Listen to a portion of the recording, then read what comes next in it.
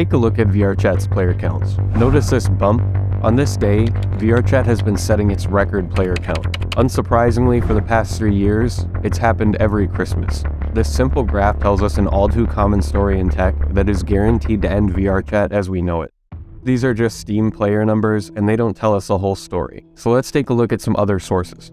You probably recognize this logo. It's the Meta app, and after Meta policy changes in early 2023, you were required to download it and sign up for a Meta account to keep using the headset that you already bought. That's a bad thing on its own, but that's for another video. Looking at its download numbers will give us a good reading on sales, as Meta doesn't like to publish their sales numbers publicly. Christmas Day of 2019 peaked at 73,000 downloads. 2020 hit 219,000 downloads, and 2021 hit an incredible 582,000 downloads, peaking the top of Apple's charts year after year on the exact same day. This is telling us something that isn't surprising to most of us. The Quest 2 is just incredibly popular. More people are getting access to VR than ever before, and I can't argue that it's a bad thing. The issue comes with who is actually getting these headsets. Due to privacy concerns, it's nearly impossible to find exact statistics on how many children have VR headsets, but considering that one of the most popular VR-related searches on Google is best VR headset for a 7-year-old, I'm going to say the number is rather large. You might be wondering what Meta themselves think of this. Meta has an age limit for their headsets, 13 and up. Not only is it a requirement for a Meta account, but it's published on their website very clearly. I'm not going to jump to any conclusions, but I remember telling Steam that I was 80 to play Modern Warfare in 2007. It probably won't shock you to learn that nearly 100% of people report not reading terms of service agreements before agreeing to them. In other words, Meta is fully aware that their age recommendation is going to be ignored by most. Joining any public instance of the Black Cat will tell you this story in full.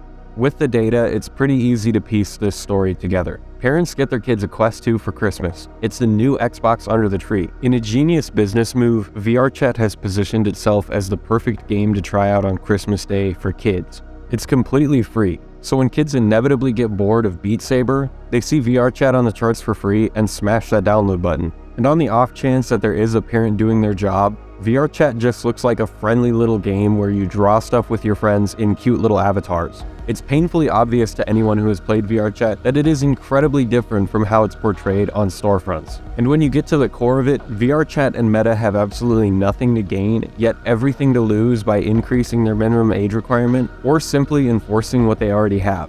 This is the exact same issue that YouTube was facing during their COPPA adpocalypse. As someone who is trying to build a YouTube channel and works with a small business, I understand where VRChat is coming from. In the business world, numbers are everything. More headsets sold and more active players on your platform not only looks good on a download page, but it looks especially nice to investors that can make or break your business. Going back to YouTube, what did they do to solve their kid problem? They made content creators specify whether their content was made for kids and separated videos made for children into an entirely different platform. Features similar to this have already been in VRChat's SDK, a tool that people use to make avatars and worlds, but have apparently gone ignored by developers for years.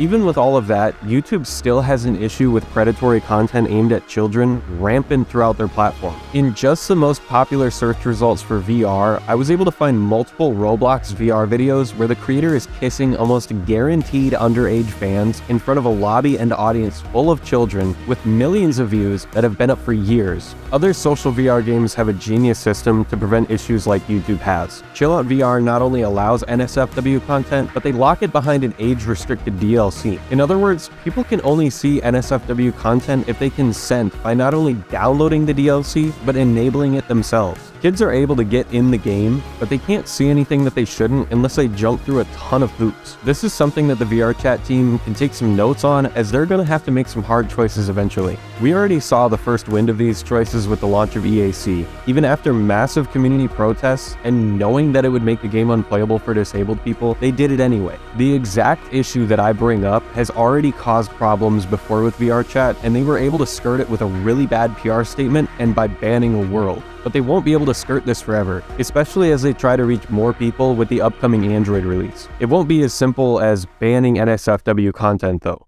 Welcome to VRChat's greatest game show. Here is a screenshot from a completely random, might I add, public lobby that my dog chose. Can you, my beautiful contestants, yes, Out of all of these players, who can be banned at any moment according to VRChat terms of service? You guessed the entire lobby? You are our lucky winner. This is a ticking time bomb.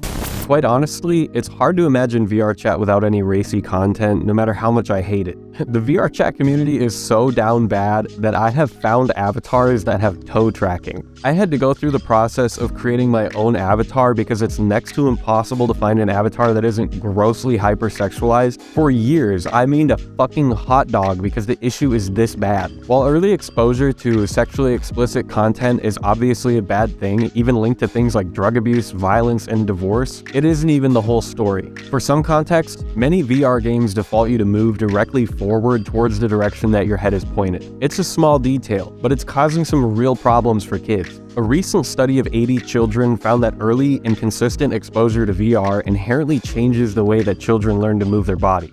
In other words, VR is something that impacts how children learn to move for the rest of their lives. Then there's the fact that the human body isn't evolved for something like VR. In the 40s, the US introduced their first generation of hard shell helmets. These helmets were heavy, coming in at upwards of 3 pounds apiece. The US Army noticed that this new type of helmet increased the risk of a neck injury by nearly 20%. And when you add night vision goggles on top of it, there's a nearly 3x increase in risk of neck injury. Now, these aren't combat injuries. These are injuries purely sustained from daily use of the helmet. If simply wearing a helmet for prolonged periods is causing neck injuries to trained soldiers, what could a headset do to a child's undeveloped neck? This concern isn't theoretical either. The Quest 2 has been deemed responsible for 2 separate neck fractures in 2022 alone. Both users were adults, both playing Population 1. The Quest 2 is a relatively light headset as well, and both of these fractures happened without any common additional accessories that may add to its weight.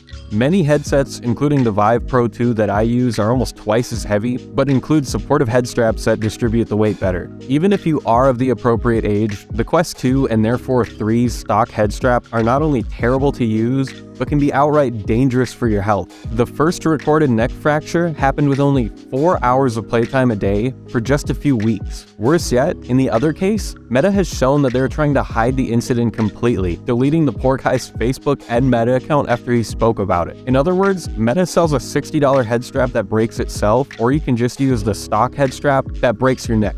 Besides the legitimate health and developmental risks for children, it's pretty clear that VRChat's target audience has almost nothing in common with their actual audience. They're gonna have to pick one group eventually, and only one of them makes more sense financially. If they don't clean it up soon, investors are gonna end up forcing their hand later. We've already seen glimpses of this with the BBC fiasco, leading to bans and flat-out shutdowns of clubs entirely. While VRChat has the stigma of everyone sitting in front of a mirror in hyper-sexualized avatars, I've had some incredibly wholesome interactions that have stuck with me forever. From teaching a kid how to race a GTR around a track and having them set a PB lap, to playing hangman with strangers in public lobbies who are now good friends. VRChat is truly a beautiful thing. It's an interesting phenomenon that has never existed like this, and it simply deserves to exist. With it, there are going to be some growing pains, and sadly, I don't think it's going to last through them. Unlike kids in Call of Duty, where it's clearly marked that the game includes things like gun violence and requires a mature rating, the closest thing that VRChat has to a true content rating is teen, but the ESRB doesn't even rate online interactions, the entire premise of the game.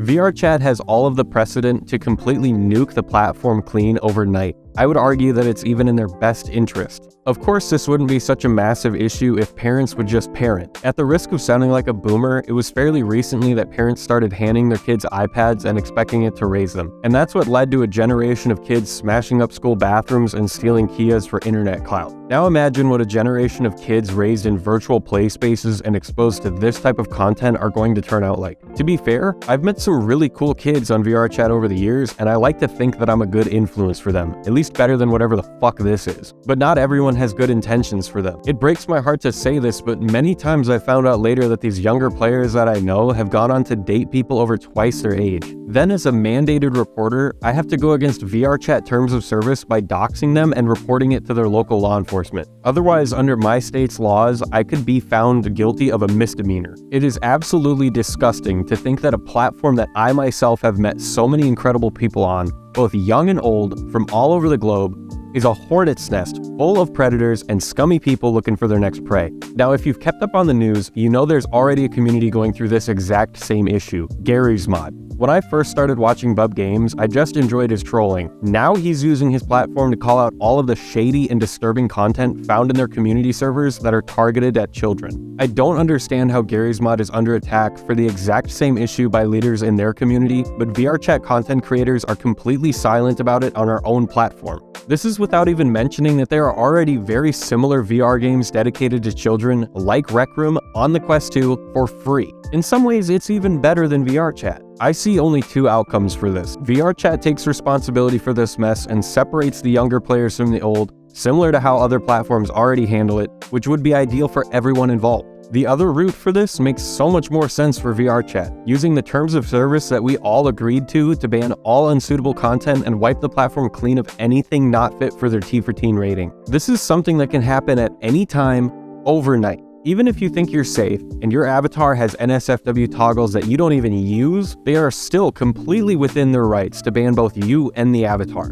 This would obviously cause some issues in the community, but from a business standpoint, it makes complete sense. Who would fund a platform that is known for predators using it to prey on children? VRChat's main promise from the very beginning has been to allow the community to act freely, uploading the avatars and worlds that they want on the platform. It's unfortunate that it's come to a crossroads like this, and it would be a shame to see them throw the entire community under the bus just to drive numbers up, but it isn't something that they haven't already done multiple times on a smaller scale. VRChat is a business like any other, and due to the fact that they're pretending that the community isn't nearly as unsavory as it is, instead of actually doing something about it like a simple disclaimer, something is bound to go sideways. In my eyes, the only reason that they haven't done this yet is because they get most of their money from VRChat Plus subscriptions from adults and are waiting until the launch of their avatar market to pull the trigger. Once they start receiving royalties from the sale of approved avatars on their in-game store, they're green to completely drop us. I don't want to be the guy who just cries wolf. There are things that you can do that have a very direct impact on how this is going to go. If you're a parent, just get your kid out of VRChat and show them Rec Room. It's literally made for them. Blocking the children doesn't help, because VRChat sees mass block reports on a single player and punishes them for it. At the very least, don't be toxic to the kids. They don't know any better. VRChat themselves and careless parents are to blame for this mess.